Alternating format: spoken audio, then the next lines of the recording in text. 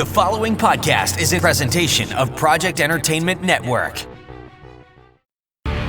Welcome to Vicious Whispers with Mark Tullius, your source for horror, sci-fi, suspense, and all things violent. What is going on, guys? Thank you so much for joining me today on Vicious Whispers with Mark Tullius. Today we have episode 73. At the end of the episode, we will be sharing chapter 22 of Ain't No Messiah. Wow, we only got 2 left, I believe. Is that it? Damn. Hopefully you guys are enjoying the story. One of these days I will return to the second book and finish that up. In the meantime, I've got all kinds of other writing going on. Doing the death scenes right now for Try Not to Die in the Pandemic. It is pretty brutal. I've been having the other night I realized I've got to stop doing these death scenes right before bed. I'm writing about families being burned alive. I'm looking up photos, seeing videos of the different kinds of deaths. I did a really sweet one where the main character and his girlfriend are handcuffed together and they get thrown off the edge and then smash into the deck below. And so that was a nice touching scene, but still, it is pretty disturbing to be always thinking about that kind of stuff. I have, I'm on I think I just finished up chapter 6, death scenes, and so not too many more left, about 15 more chapters worth. So about 20 scenes or so. And those go fast. When I have time, I can knock those out really quickly. I found out that once the main story is written, it is pretty easy to go right in and just continue it down the wrong path. Some of the death scenes are really quick, but there is one that takes a while, and that is because it is one of the scenes where the main character actually gets the virus and dies from it. My co-author, John Palisano, who wrote the book, he came up with the whole main story, and I'm rewriting it now. He actually had COVID, and so he just did a great job of describing what it's like to have this new virus. And so that is the longest death scene so far. There might be 1 or 2 more long ones, but for the most part, they're short. Been a lot of cool reviews lately, which is nice. I put up Untold Mayhem. I put the audiobook on this new program from NetGalley. Wasn't sure how it was going to do. I've run a lot of ebooks through there, and I've gotten some pretty good reviews. But this was the first time I tried an audiobook. I put it up, and within less than 2 weeks, I've had 21 reviews or so, which is awesome. At first, I didn't know if it was so awesome because the first 2 reviews were pretty shitty. They were 2.5 stars or 2 stars, 3 stars. They were just saying, not very inventive. They had other problems with the stories. I get it. But then a lot of super positive ones have been coming in. And the nice thing with this is most of these reviewers are also leaving their reviews on Goodreads, which is huge. And over on Goodreads, I'm able to actually have conversations with some of these people. Some people have it to where you can't comment on their reviews, but on the ones that did, I went ahead and I've been having some conversations, so that's kind of fun. One of the best things for me, one of my favorite things as an author, is hearing which stories work for which people. There's one in particular I want to mention to you guys. Hopefully I don't ruin her name. It is, I believe, Shannara. It was an overall really good group of short stories. I'm just going to paraphrase, but she got to one that she absolutely hated and had a really hard time.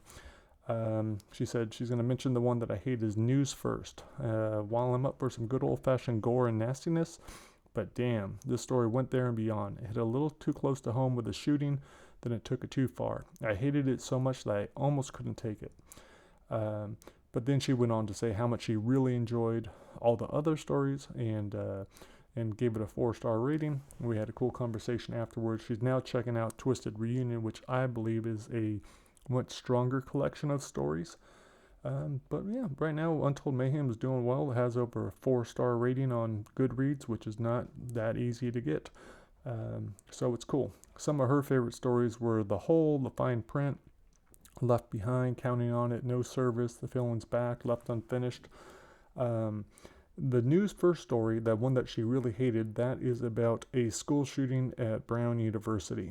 It gets pretty graphic. I think I might have talked about it on here, how I wasn't sure whether or not I should even include it, if I should include, because I knew a school shooting would be a trigger for a lot of people, which understandably.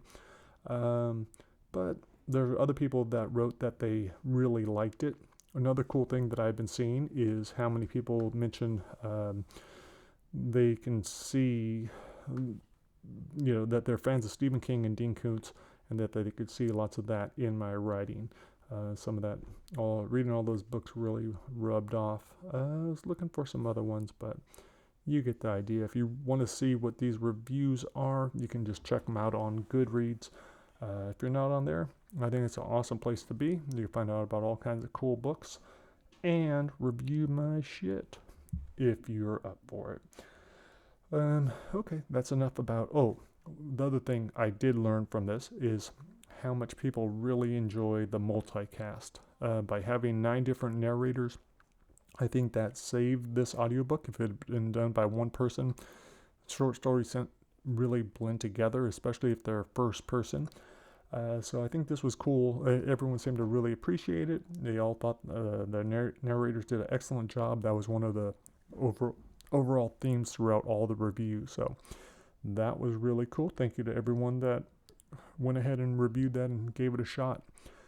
Out now, let's see what we got. I just put out my newest newsletter, and it gives away Brightside. Brightside is now permanently free. It is not yet free on Amazon. I'm trying to get that done, but on all other sites it should be free. I also have a link on my website, so you could just go to marktullius.com and you could pick it up there. I also released The Rules, which is a short story, a brand new short story, last thing I've written. Instead of trying to get it published in a magazine, I decided I would just put this out exclusively for subscribers. So if you subscribe to my newsletter, you will have the link to that.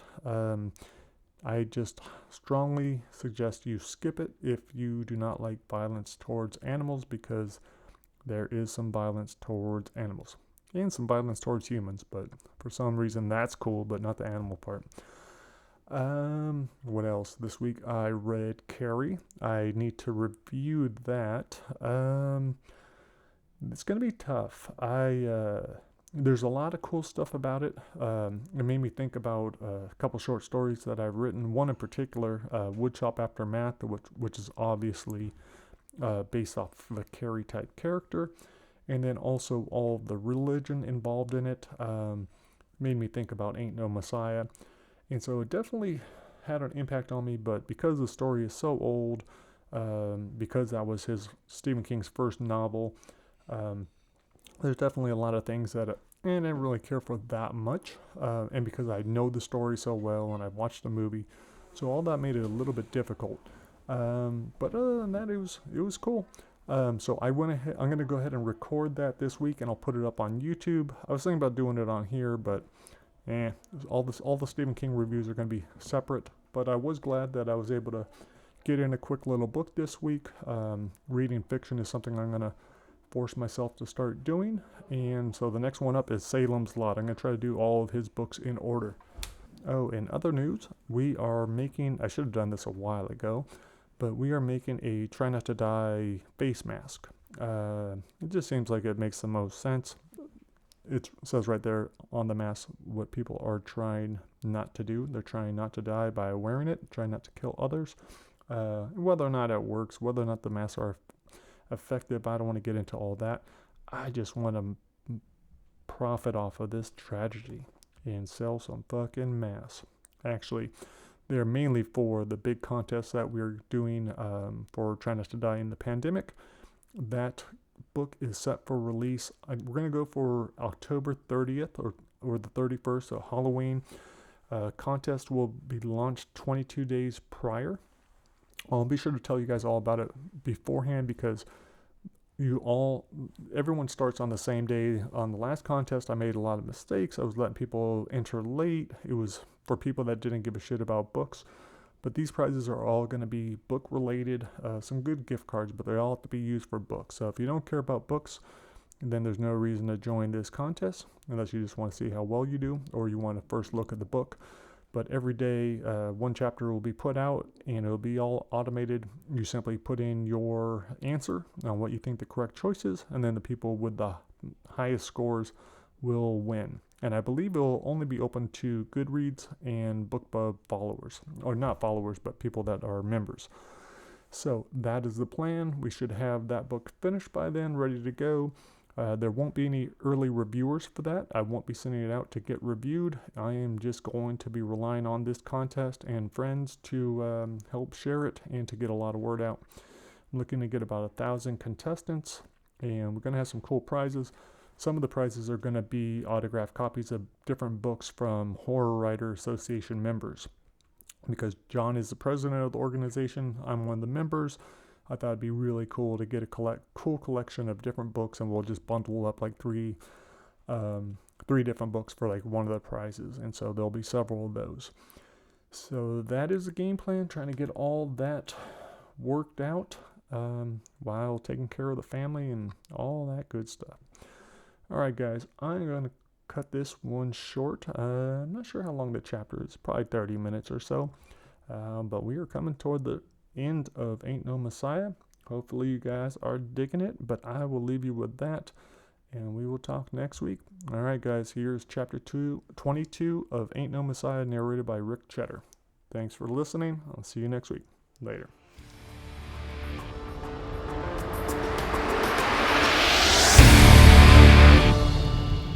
Chapter 22.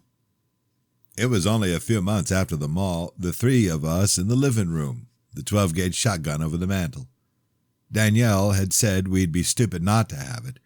She didn't know it wasn't loaded, that I kept 2 shells on me at all times. "Daddy?" Lily was on the floor, a puzzle piece in each hand. "You okay?" She wasn't even 3, repeating words she heard too often. "Oh, of course, sweetheart. Daddy was just thinking." She pointed at the row of puzzles spread across the floor, all but 2 finished. "I want to show Mommy." Danielle was laid back in the recliner, mouth open, eyes closed, still adjusting to her increased dosage. I picked one of the candles off the coffee table and began carving my initials at the bottom. "Why don't you finish your puzzles first? We'll let her rest a little longer." Lily smiled and said okay. I went back to my candle, taking my time with it because it wasn't already sold. No more playing keep-up since we'd parted ways with Jeremy. I was on my 4th candle when Lily whispered, "Mommy."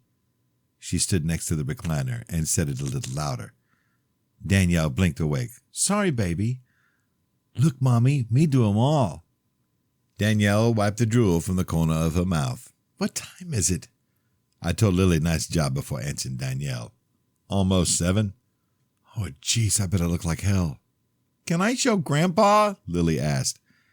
Danielle had seen better days, her eyes lost in an ocean. I said, "You look fine. I don't worry about impressing anyone." The driveway's motion detector beeped 3 times. I wasn't ready. Lily was, though. She shouted, "Is that him?" I checked the monitor, my mouth drying, as Father walked to the front door. The doorbell rang and Lily jumped up. "Grandpa!" "Calm down. You don't even know him." Danielle said, "Well, you're the one who said he could come." I told Lily I was sorry, and the doorbell rang again. I walked past the mantel, felt the shells inside my pocket. I left the shotgun where it was and opened the door. Father, in a brilliant white suit, the finest fitting one I'd ever seen, a bright red package in his hand. Looking just as young as he did on TV, his hair the blackest of black, Father gave his best smile and spread his arms wide. "Joshua." I stayed right where I was, my hand on the door. "It's Josh." He nodded. "Josh. Okay. How about a handshake?" Danielle said, "Well, go on." I squeezed Father's hand and looked him in the eyes. Wished I knew what he saw before him. Was I just a toy, something to manipulate, or was I the biggest disappointment? His hand held strong, but only long enough for me to admire his diamond-encrusted watch.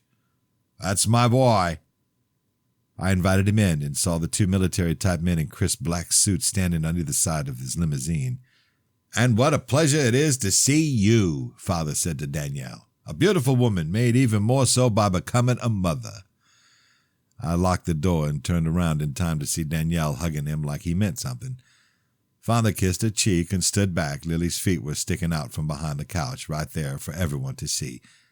But he put his hand to his forehead and scanned the room. Everything a production. He raised his voice and said, "Oh, where is this wonderful little girl I've heard so much about? I heard she's an angel, the perfect little sunshine. It's too bad she's not here, because I really wanted to see her." Lily peeked over the couch's armrest, then went back down with a giggle. "Such a shame," he said. "I guess I'll have to find another girl to give this present to." Lily popped up and waved her arms. Me here." I walked to the couch to make Lily feel safe, but she ran right past me and hugged his leg. So quiet we could barely hear, she said, "Grandpa?" Father held his heart and knelt so they were eye to eye. "You have just made me the luckiest man alive. You have the voice of an angel. Yes, you do."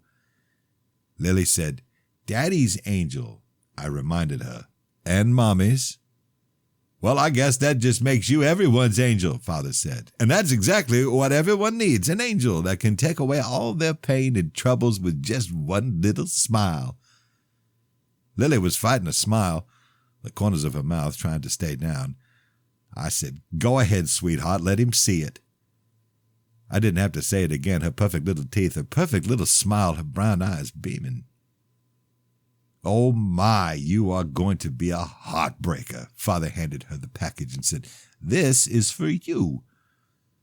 I had a feeling I knew what it was. I patted Danielle's hand and said, "Would you mind getting us some drinks?" She said, "Sure thing," the words running together. Father helped Lily find an opening and watched her tear off the wrapping. She brought me the cardboard box and said, "What'd it do?" I showed her how to open it and pulled out the black leather book. She asked, "Stories?" "Yeah, stories." I held up the expanded version of the Lost Gospels. I flipped to the first page. Copy number 1. "Lots of stories, just like all your fairy tale books." "I like stories." I ruffled her hair and set the book on the mantel where she couldn't get it and Danielle wouldn't notice. "Some stories are good. These ones aren't for children." Lily turned to Father, who was back standing. "Me, big girl. And such a big girl. I'm pretty sure you must be at least 4 or 5. "Me be 3 on my birthday." "Do you know when that is?" Danielle came back with a tray and glasses while Lily shook her head. She said, "We haven't got that far yet, but she knows the entire ABC song. Sing it for Grandpa, baby." Lily did the whole thing, even slowed LMNOP down for all separate letters. Danielle set the drinks on the coffee table while Father cheered. 2 of the drinks splashed onto the tray, but Danielle didn't notice, looking at Lily, telling her to show how high she could count. Lily got to 20, 10, and Father said, "Wow, that really is amazing. You are the smartest thing ever." I was exactly how I felt about her, like there couldn't be another person out there as perfect. But I also knew how it felt to not live up to those expectations. We try not to say stuff like that, don't want to put pressure on her. Father said he understood. I wiped off the drinks and told him he should have a seat. "Hope water's okay." He said sure, but left his on the tray so he could pull a quarter from behind Lily's ear. "You're lucky, Lily. I've never seen him play before."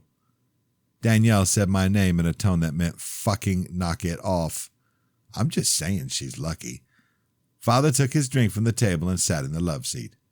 "I know I wasn't good at some things." I said, "So? Thanks for letting me come." "Yeah." Lily took the box and laid it on its side, stuck her arm in and out and in and out. Father pointed at the small stack of candles. "How's your business going?" He must have known it'd gone to shit, but I didn't say a word about that having anything to do with him telling his followers they couldn't support us. I said, "Nothing like your church." "Our church, nothing can stand in its way." It was obvious I was being sarcastic when I said, "That's wonderful." "Why are you acting like this?" he asked, as if he genuinely didn't know. "What do you want?" "I wanted to see you." "Why?" "You're my son." "Not your real son." He sighed. "Don't say that."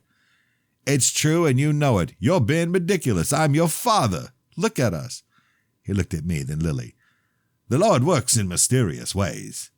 We don't do that. Not in my house. Do what? Utter that name. It's brought us nothing but evil. Father pointed to the large screen TV, the toys spread across the room.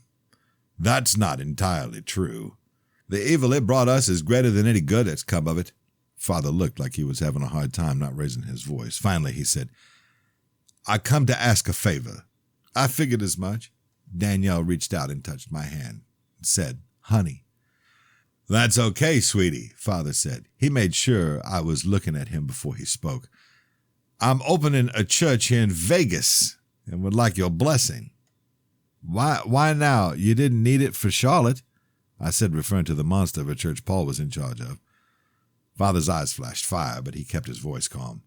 You wouldn't talk to me. Lily was still on the carpet, seeing how far she could get her head in the box. I told her, why don't you go play with your toys in the other room just for a couple of minutes, okay? She's having fun, Danielle said. Lily really wasn't paying attention to the conversation, but I almost told Danielle to pick her up and stay in the other room. I didn't want Father seeing any part of him in me, so I kept cool. What about the sex tape? It made me a mockery. No, it did not. It shows the world you're human. What I saw on that tape between you was real. Some might say love. Some might say lust. He pointed at Lily. And look what it produced. That wasn't necessarily true because there'd never been a paternity test. And there wasn't a test because it didn't matter. I faced Father and said, you don't even need me. Why are you here? Father rubbed his chin, his face growing cold.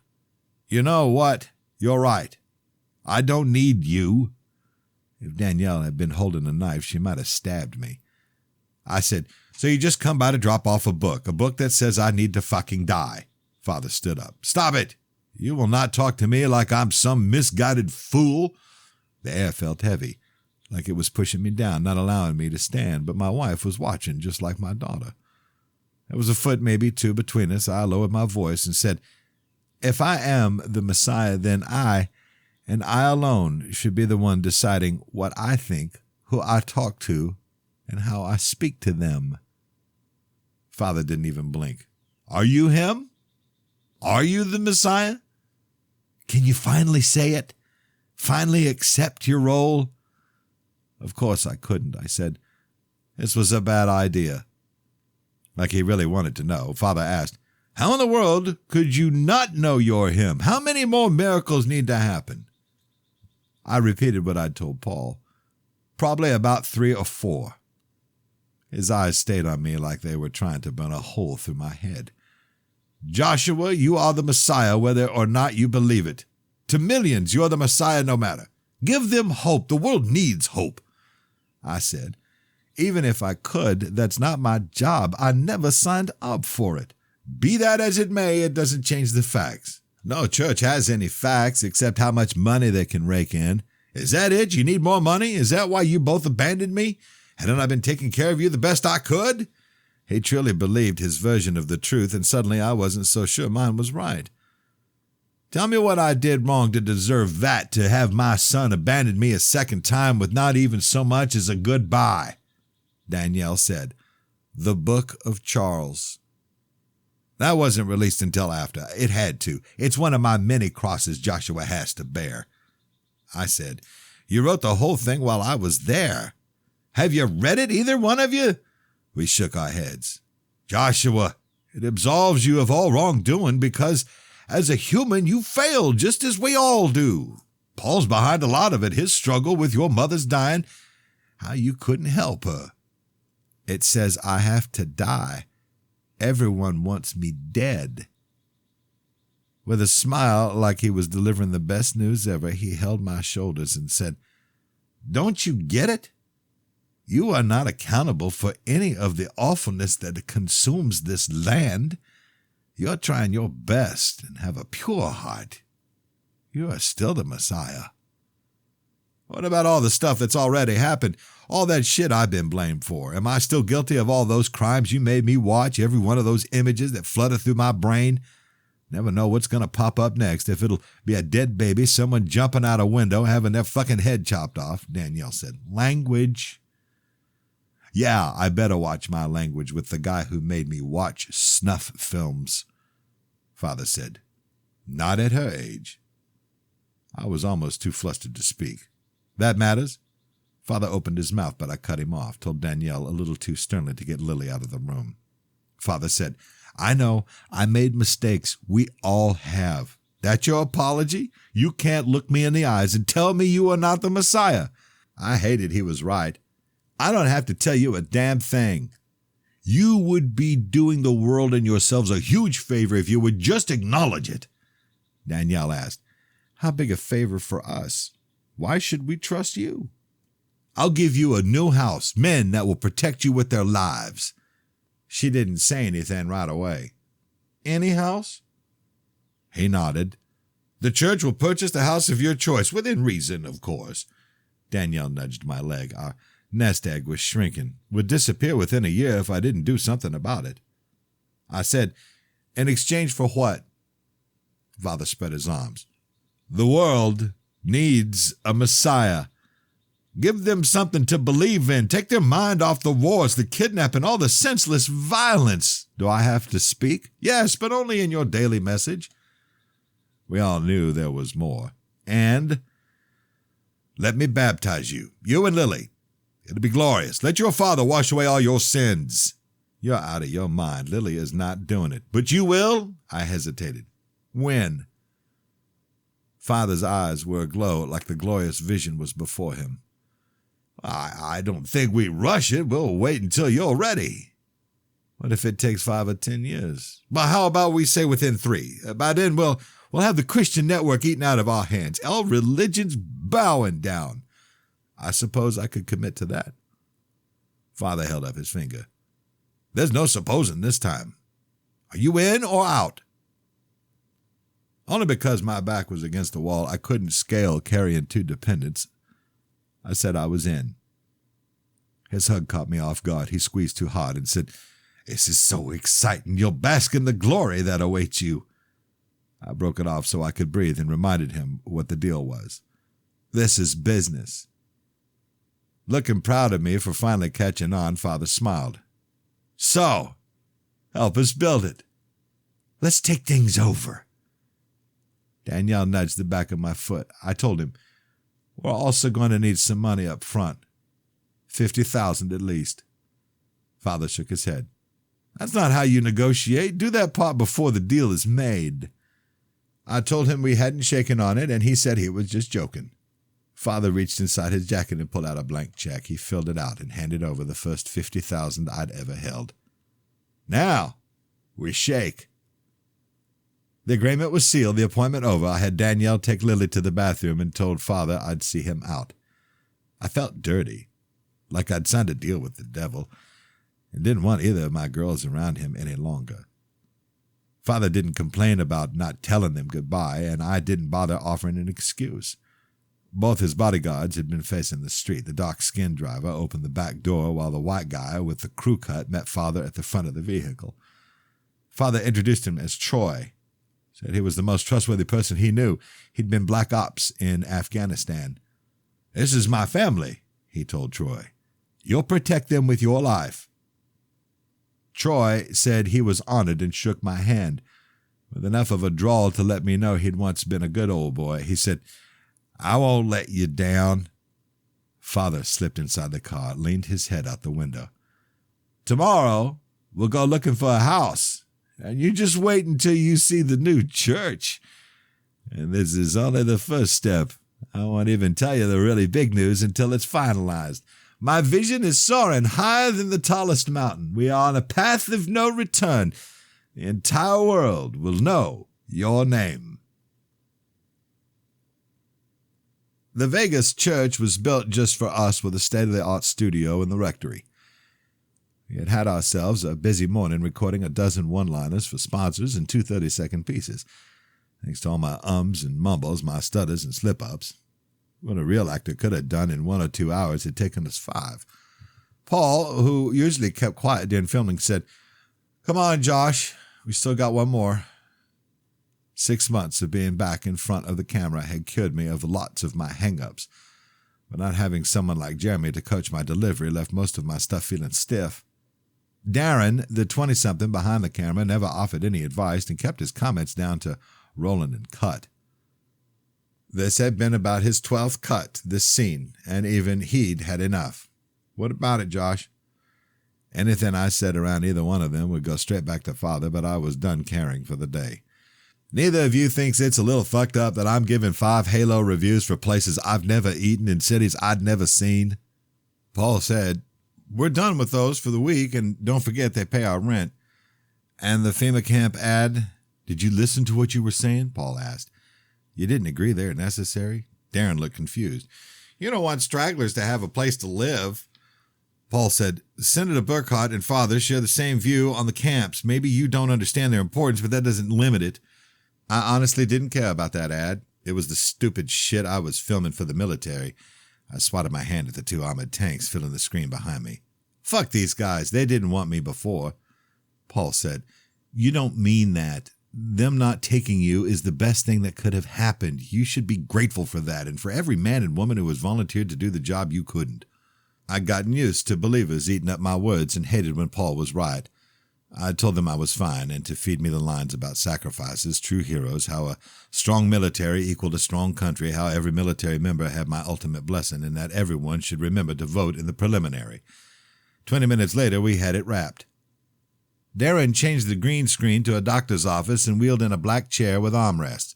Paul handed me a bright blue button-down to put on instead of my white one. He dug around his briefcase and said, "Leave off the left sleeve, though." I sat down, my forearm on the rest. "So why isn't Teddy doing this?" Paul slipped on a lab coat and buttoned it up. "He's with his mother in Boston. She had a stroke." I don't think Paul knew he sounded so sad, but I wasn't about to bring it up. "He showed you how to do it?"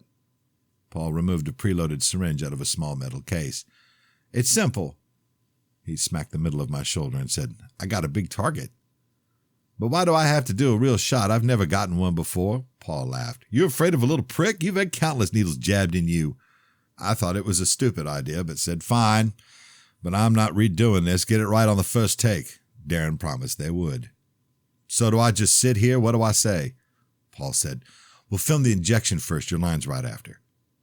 I asked him if they already got their shots. Over the past few weeks, we'd recorded a couple of clips promoting the vaccine, but I hadn't been following the story very closely. Just knew the vaccine was free and the flu one more thing to fear. "Are they making it mandatory?" Paul said. "They tried, but the president vetoed it." Darren said, "They're predicting this as the absolute worst ever. I got mine as soon as I heard." Paul and Darren did their thing getting ready, and I did mine. Deep breaths through out of the nose to calm my mind. This was all just part of my paycheck, a little sting to remind me everything came with a price. The needle punched through with a pinch, the brownish-yellow liquid a cold push. Paul began to pull out the needle when the loudest bang made us jump. My first thought was gunfire, and I hit the ground, Paul and Darren following suit. I crawled to the door to lock it, but it burst open, the edge flying by just inches from my face. Father's cheeks were beet red, his eyes aflame. He yelled, "What in the name of hell are you doing?" I got to my feet. It sounded like a shotgun blast. "And this is how we react." Father shook his head, didn't hide his disgust. "Good thing we have guards." I had no reason to say sorry, but still did. Paul and Darren both played it smart, staying quiet behind me. Father pointed at the broken needle sticking out of my shoulder. "Want me to do something about that?" Paul rushed over with a napkin, apologized as he picked the needle out with his fingernails. He asked Father what was wrong. "They didn't accept the plans?" "Those heathens laughed in my face." Father's fists were clenched like he was strangling someone. "I gave them a verbal lashing they won't forget. They'll cower before us when they see our power. We will have the grandest church of all, one fit for the Messiah, and no one will stand in our way." We hadn't left the house in nearly a month. Nevada had officially lifted their state emergency 4 days before, and now the 3 of us were squished in the back seat, me on the left, Danielle the right, our hands clasped, an extra seatbelt for Lily, who was asleep in her Wonder Woman car seat. Troy's crew got stuck out above the second-row captain's seat in front of Danielle. No more trips without a guard by my side every moment. I'd requested both guards sit up front so we could pretend to have some privacy, like a normal family. But Father refused, said to leave the protecting to the professionals. Lily had fallen asleep a few minutes into the ride, her chubby little cheek leaning on the headrest, the softest snore barely audible over the wheels. From what I read online, most kids started cutting out naps around her age, but Lily didn't get enough solid sleep at night. I hadn't wanted Danielle or Lily coming with me, but not because I was worried about her safety. Danielle said no way, they were going with me wherever I went. I didn't argue because I understood. All my life, I'd seen death, been blamed for it too, but never on such an unprecedented scale. Danielle was staring out her window, the strip deserted except for the security guards and cops roaming to prevent looters. It was more the same on my side of the street, but I tried to look on the bright side. Thankful we weren't like 90% of the country whose streets were littered with corpses. The smart ones were burning their bodies and doing it quick. Boston had made the mistake of mass graves, the blood seeping into the rivers and creating a red coast. Vegas had shut down first out of fear, but even when we realized the flu had skipped us, there was no point reopening the casinos. With initial estimates listing a quarter of the country dead and most states on mandatory lockdown, tourist season was officially over. No sign had ever come back. It had been 6 days without a death from infection, but the death toll was rising every day from the overburdened and unmanned healthcare systems, riots and crime rampant, with most law enforcement agencies crippled. Johnny hit a speed bump and Lily threw herself against her straps, eyes wide and panicked. "Daddy, Daddy!" Danielle took Lily's hands and I held her face. "It's okay, baby. Daddy's here. Everything's okay." Tears ran down her cheeks, her brown eyes piercing mine. "So sad." Like she knew it was true, she said. "You died." "No, honey. It was a nightmare. You were asleep. I'm okay." We'd had this conversation too many times, my fucking nightmare seemingly hereditary. It killed me to hear Lily say she was sorry. I put my lips to her forehead and held them there, breathed in her sweet strawberry shampoo. I broke it off with a kiss and lied to her. "I'll never leave you." Danielle patted her chest, "And neither will I." Saying it like she really wanted to believe it, she said, "We're all going to grow old together." I wiped away Lily's tears and told her to smile. "As soon as I'm finished with work, the three of us will have a picnic and play in the park." Danielle asked, "You think it's safe?" I pointed out her window. "Couldn't see it being any safer." Danielle nodded and had Lily look at her. "But we're only going if you can be a good girl. We have to be quiet." Lily said, "I be good." Troy turned around and said, "You can cut the audio to your room, but I'll still let her watch." I ignored him and said, "I don't want you guys in there today. You guys can stay in the car." Lily said no. Danielle said, "She's going to be crying for you the whole time." "No, you won't, will you, sweetie?" Her eyes were magnets pulling me in. "I want to watch." I couldn't say why I didn't want them with me because Troy answered to Father. "I'm afraid not. I need you two to go with Troy and pick up the stuff for the picnic. I bet I'll be done by the time you get back." Before Lily could say no, I said, "We'll have more time for the park." To Danielle, I mouthed, "Trust me, please." Troy turned around again. "I have orders to follow, sir." I reminded him the church was closed to the public, the Mass only to be witnessed by Darren and his lackeys. A special message to assure our members that everything is okay, the worst is over, and to welcome the National Guard and military to come in and restore order. "There's plenty of men to watch over me. I want you to take care of my family. This is my job, sir, and I promise you'll always have it if you obey me. Father will not overturn my wishes." Johnny pulled into the church's driveway and stopped at the gate. Troy hemmed and hawed a bit, but made his decision by the time it rolled back. "You won't tell him?" "As far as I know, you'll be making rounds outside." To Johnny, I said, "Please take me to the rectory." The car rolled to a stop and Troy stepped outside, said it was all clear. I kissed Danielle and said I loved her, something I've been trying to do more often, especially in front of Lily, who only let me go after our 5th kiss. Dwight opened the rectory door and stepped aside to let me in, his smile falling flat, his voice just as dull when he said I was early. I didn't know Dwight very well, but he seemed like a good guy, always going out of his way to make Lily smile. I asked, "Everything okay?" With empty eyes, he said, "All my family was in Dallas." "Shit, I'm so sorry." The words didn't have any visible impact, but he thanked me anyway. Charles is in the studio warming up. Don't tell him I'm here yet. I've got some warming up of my own to do. Dwight said he understood and would be walking the perimeter if anyone needed him. The studio was down the hall to the right, the sacristy straight ahead. I left my cloak on the hook and suppressed the urge to throw Father's chalice at the window, knowing it only bounced right back. I parted the satin curtains and walked across the stage, entered the room we'd built into that side like a regular mother's room, only instead of 4 rows of chairs there was only my throne and a seat on either side. The windows could withstand a .50 caliber shot, and the enhanced lock on the only door had turned it into a temporary safe room. The throne was padded, the opposite of my childhood. The entire church was hardwired with high-speed connections. I pulled out my phone and typed in flu. Messianic flu was the top result. Messianic flu kills millions, the number rising each article, the latest count up to 70 million. I switched from news to images, piles and piles of bodies, loved ones and strangers rotting as one. From images to videos, I clicked the top result, which was purple from already watching it. Darren had filmed a close-up of Father's face. His eyes hadn't been so sparkly and crazed with joy since the last time I'd nearly died, his voice as passionate. This was written, it was spoken, it was preached, and nearly no one took note. It looked like a lie when Father said he wished it weren't true. But I'd told all of you a disaster would strike this year, non-believers falling in numbers untold. And what happened? The screen turned to a map of the U.S., all of it sprinkled red with only a few spots remaining virgin white. A triangle inside Nevada and a strip stretching from South Carolina to Washington, D.C., and around each of our military bases. The only areas untouched by the Messianic flu are the holiest of areas blessed by my son, the second son.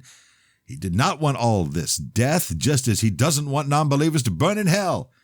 Joshua is a kind and just man, but he is the Messiah, and as the Messiah he must cast judgment. It tears me up inside to see such a massive waste of life, but at least now we have proof, we have hope. We can all join forces and believe, pray that the Lord Almighty is done teaching us. A door opened, then closed, probably the rectory, as I had a clear view of the church's entrance from where I was sitting. I figured it was Dwight and went back to the news, forced myself to read the last prediction, which cities would recover and which would never bounce back. A door slammed, followed by shouts, one of them Father's. There was a thud and more shouts, a bang in the sacristy. Something crashed, perhaps a cabinet. Dwight ran down the center aisle and flew up the stairs as the sacristy's curtain blew open, Paul and Father grabbing at the other's black suit, tumbling toward the altar. Dwight grabbed him a split second before the collision and pushed them apart. Paul didn't let go of Father's jacket, a loud rip as the lapel tore off in his hand. I couldn't see Father's face, but I could hear his fury. He pointed to the door. "Dwight, leave us now, and no one comes in." Dwight said, "Yes, sir," and left, the front door clunking, shutting behind him. Paul wiped blood from the corner of his mouth, his eyes red, nostrils flaring in and out. He started to speak, but Father cut him off, shouted, "You got what you wanted." Paul said, "You killed Teddy." Father closed the gap, smacking Paul upside his head, knocked him to his knees. Paul got up, held his cheek. Father hit him even harder, knocked him back down, stood close enough to let Paul know he better stay where he was. "I did nothing that you didn't do yourself. We both knew there'd be casualties, and if your cocksucking little boyfriend..." Paul shot back up and shouted, "He's not!" But Father slammed him down, warned him to stay there. "You got a choice to make right now, Paulie. You're free to go, but you will not reap any of the rewards. I won't stop you." Paul stayed on one knee. Father said, "You say we don't need Joshua. I say we don't need you." Paul said something I couldn't make out. Father told him to speak up. His voice trembled as he said, "I'm sorry."